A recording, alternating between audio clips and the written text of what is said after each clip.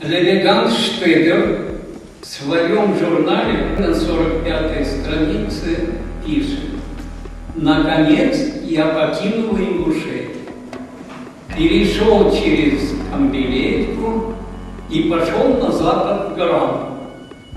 Перейдя через 3 ручья, текущие глубоких оврагов, на 7-й версте я вышел в деревне Заурово».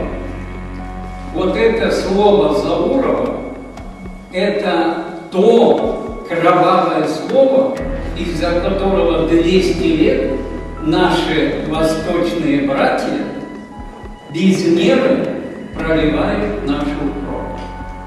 Ошибка в одной букве. Вместо Заугова записали Заурово.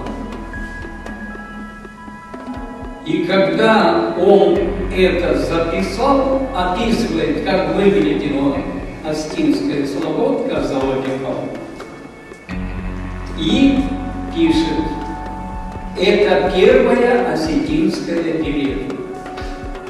То есть он побывал во всей горной Ингушетии.